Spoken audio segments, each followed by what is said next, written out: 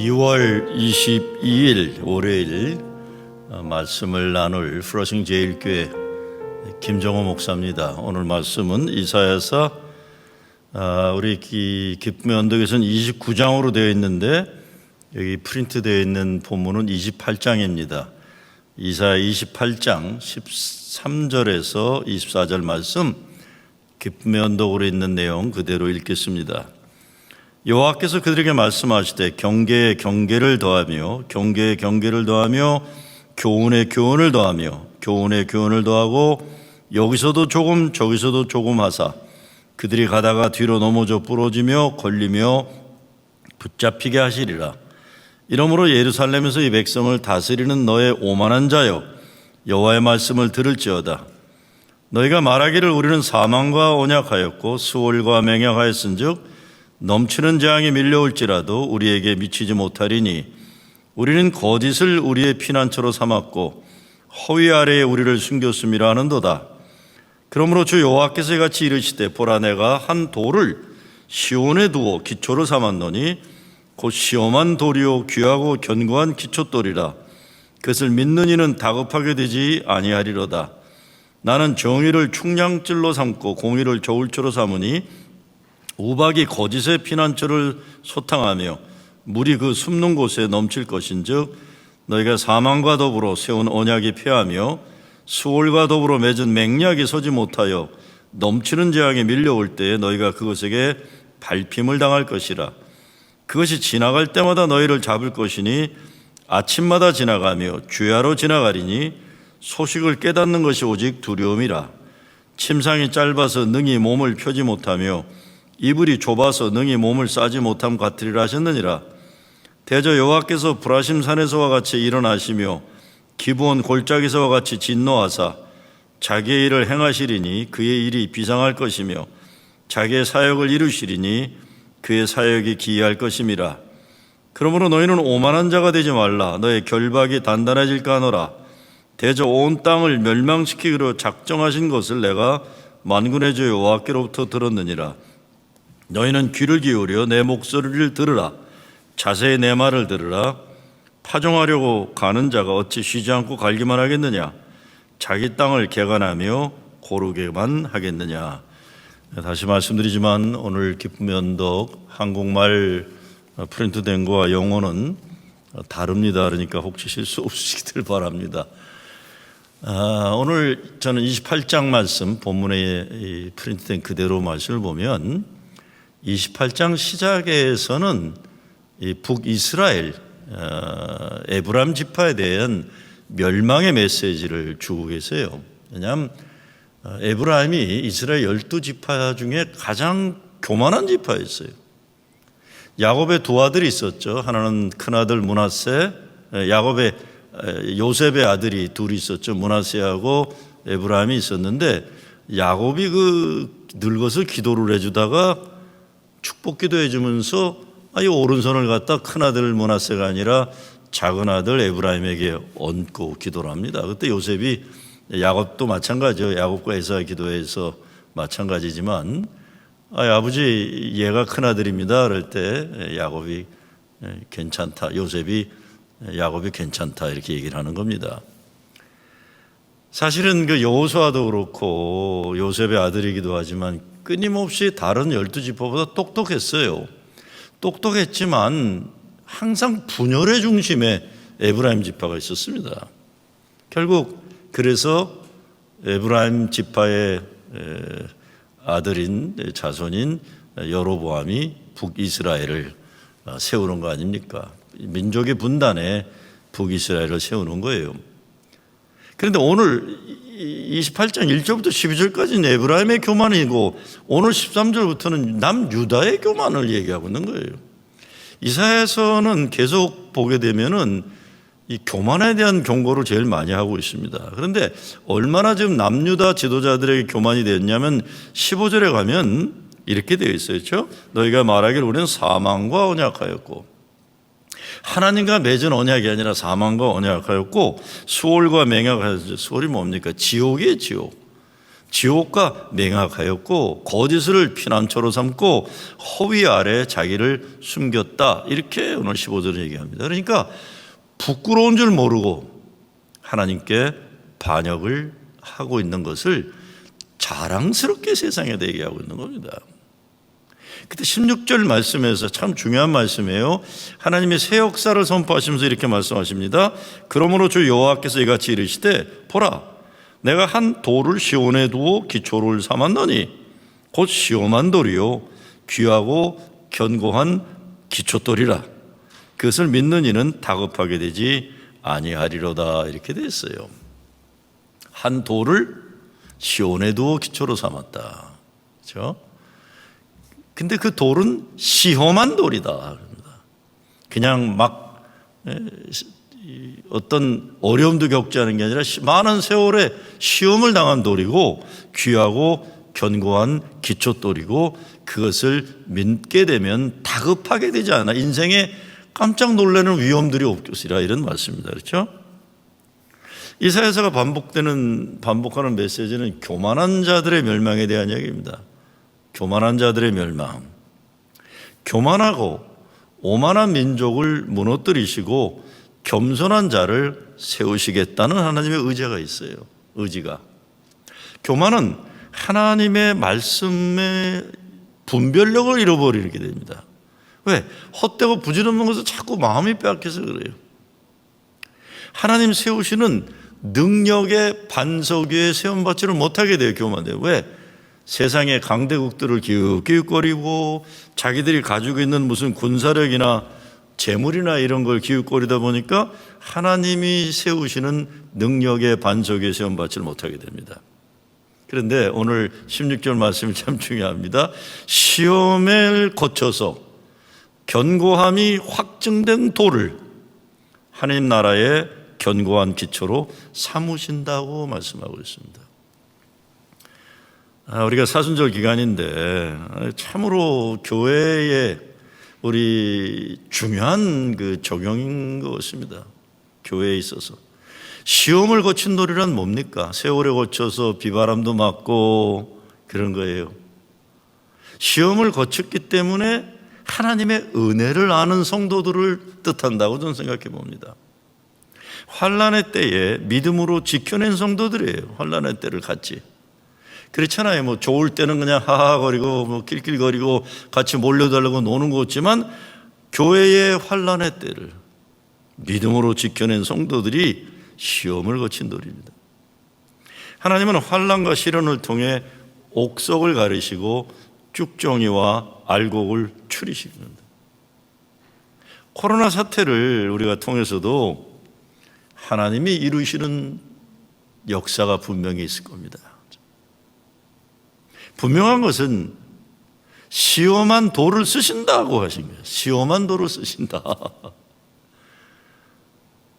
바다에도 나가 보면 제가 이 코로나 때 사실은 바다에 돌 줍는 취미를 좀 가졌는데 항상 신기한 게 어떻게 그 돌이 동그랗고 곱게 근데 그게 딱 오랜 세월에 거쳐갖고 이리 뒹굴고 저리 뒹굴면서 딱딱한 쉽게 망가지지 않는 부분이 돌만 남아서 동그란 보석처럼 되어 있었던데 그거 참 신기한 거예요.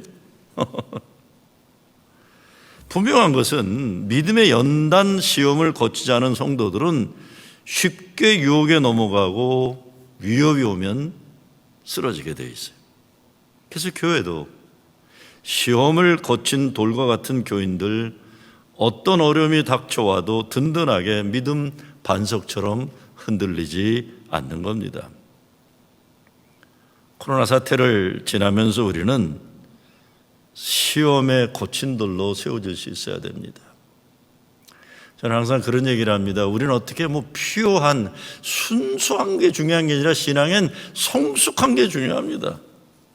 그냥 뽀얗게 하얀 게 중요한 게 아니라 이스라엘 백성도 광야를 거치면서 얼굴이 거칠었던 부인들의 중요성을 얘기하잖아요.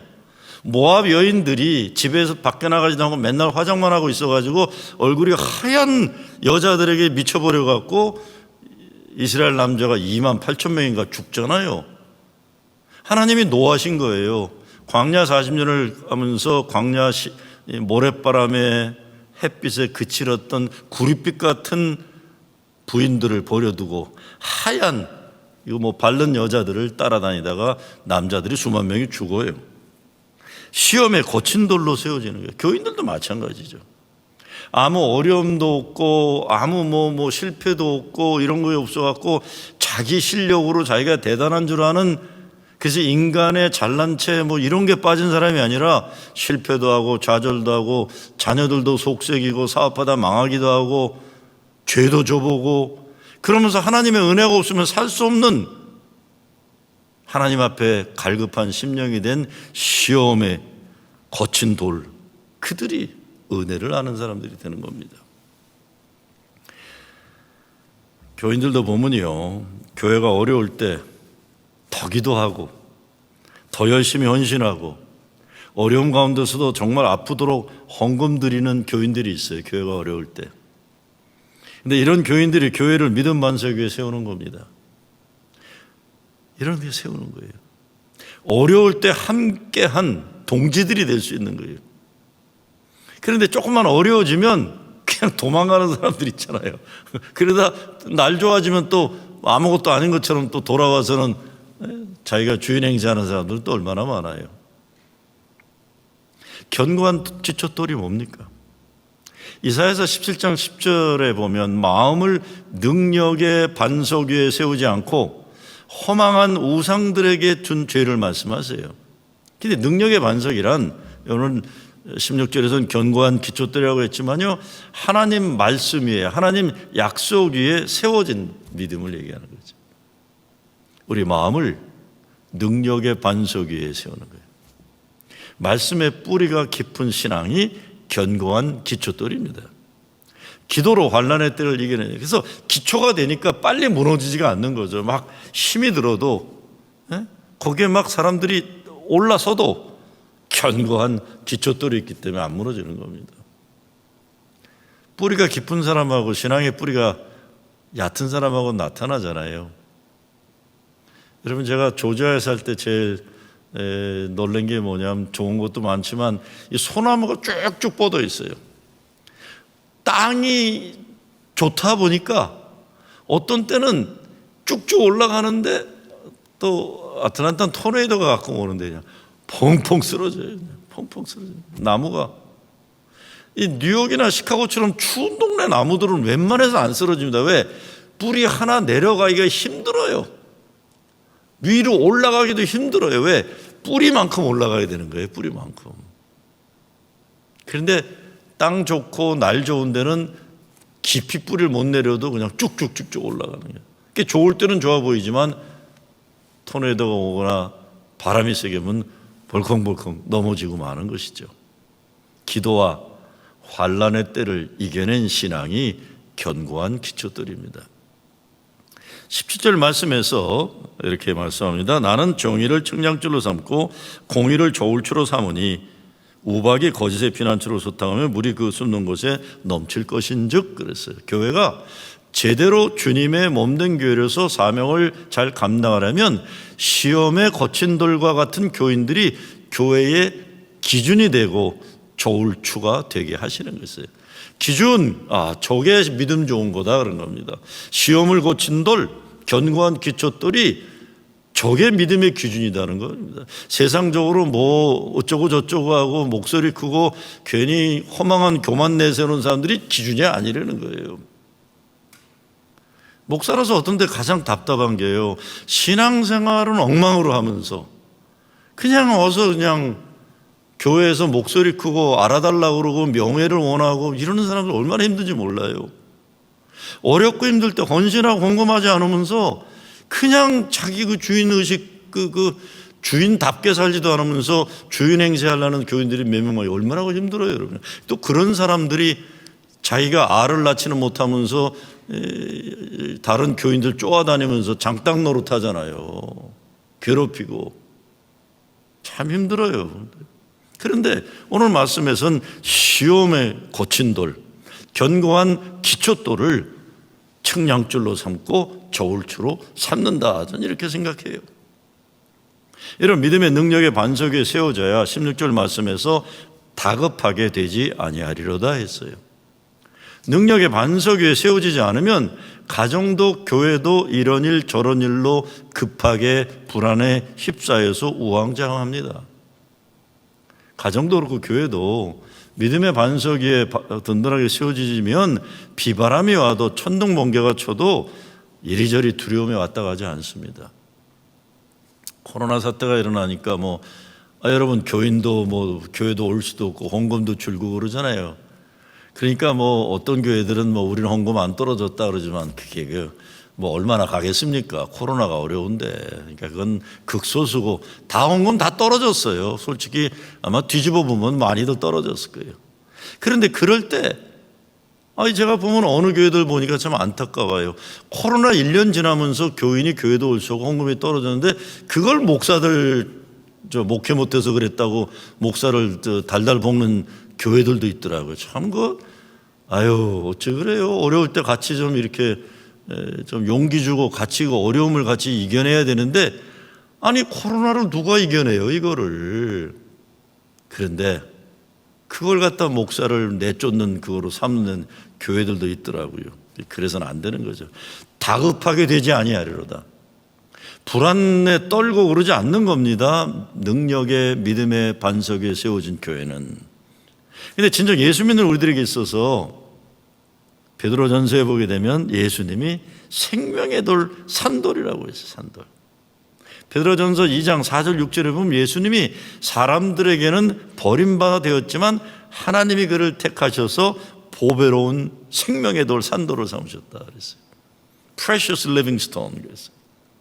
그리고 그 보배로운 모퉁이 돌을 시온에 두노니 그를 믿는 자는 부끄러움을 당하지 아니리라. 보배로운 모퉁이 돌이다. 그걸 시온에 둔다. 예수님이에요. 예수님. 우리에게 그 산돌은 예수님이에요. 코로나 사태 아직도 우리를 불안하게 하고 두렵게 합니다. 그래서 오늘 말씀을 생각해서 저는 시험을 거친 돌 성도들이지만 그들은 생명인 살아있는 돌 예수님 기초 위에 서 있고 능력의 반석 위에 서서 가정과 교회도 이 보배로운 모퉁이 돌 되시는 주님 중심 삼아 모여야 하는 겁니다. 그러기 위해서 이사야서에서 계속 전반적으로 흐르고 있던 교만을 버리고 죄악을 버리고 우상을 버리고 오직 하나님만 바라보고 하나님 말씀에 순종하는 새 역사를 합니다. 시험한 돌 시온의 기초를 둔 귀하고 견고한 기초돌 신앙을 지켜내는 겁니다. 지금 얼마나 어렵습니까? 다 어렵습니다. 나라도 어려워요. 우리 교단도 어렵고 교회도 어렵습니다. 그런데 다 어렵다고 하는데 이거는 뭡니까? 우리를 환난을 통해서 성령의 소망에 이르고자 하시는 우리를 시험을 거친 돌로 삼고자 하시는 하나님의 뜻이 있다. 이렇게 우리 믿어야 된다고 봅니다. 그래, 이 코로나 사태가 지나고 나면 우리 교회는 우리 가정은 나는 시험을 거친 돌이 돼서 견고한 교회의 기초돌 역할을 할 수 있으리라 이런 겁니다. 견고한 기초돌 역할. 시험을 거친 돌이 돼요. 견고한 기초돌이 돼요. 가정을 지키고 교회를 지키는 여러분 되시길 이 말씀으로 붙잡는 여러분 되시길 주의 이름으로 축원합니다.